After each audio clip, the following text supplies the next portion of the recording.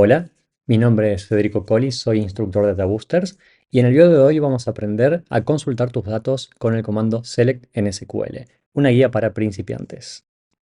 Bien, para comenzar voy a explicar la estructura básica del comando select, que consiste en select, esto quiere decir vamos a obtener datos de una tabla. Primero el qué, es decir, las columnas. Es decir, columnas, esto no es el nombre de la columna, por supuesto. Aquí se especifican las columnas. From, que sería desde, dónde, cuál es el origen, tabla departamento.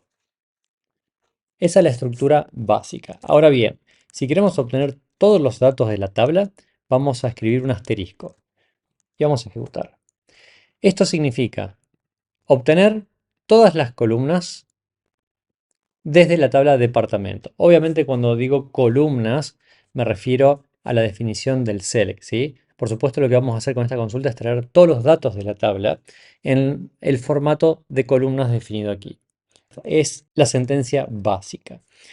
Por ejemplo, si ahora queremos obtener una sola columna, en vez del asterisco vamos a especificar el o las columnas. Departamento. ¿Para qué sirve esto? Muchas veces no necesitamos obtener todos los datos de la tabla. En ese caso es siempre recomendable, por buena práctica, especificar exactamente las columnas que queremos obtener y no más. Va a ser una consulta más eficiente, va a consumir menos recursos y como dije antes, es una buena práctica. Entonces, nombre y tenemos ubicación como segunda columna. Podría, si yo quisiera, invertir, ¿sí? Ubicación primero y nombre. Es decir, aquí lo que vamos a especificar es el cómo se va a mostrar la información. De hecho, yo podría definir dos veces la columna nombre. Si bien no tiene sentido en este momento, pero es a fines de práctica, ¿sí? Nombre y nombre. Nos trae exactamente lo mismo con el mismo nombre de columna.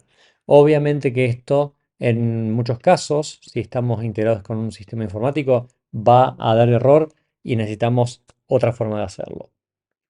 Pero a fines de práctica es suficiente como para que ustedes vean cómo se arma la consulta. Bien, incluso esta consulta, select asterisco, y si yo lo quiero hacer, es decir, devolver el mismo conjunto de resultados departamento ID, ¿sí? Es decir, en este caso tenemos exactamente la misma estructura de tabla, pero esta segunda opción es más eficiente que la primera. ¿Por qué? Porque al elegir el asterisco como formato de definición de todas las columnas, el motor de base de datos es un poco menos eficiente que si definimos las columnas exactamente que queremos devolver, ya sea que la definición de las columnas sea igual que el asterisco. Es simplemente un comentario. Bien, vamos a seguir trabajando con el asterisco, select asterisco, y vamos a pasar a consultar usando un filtro básico, que es el where.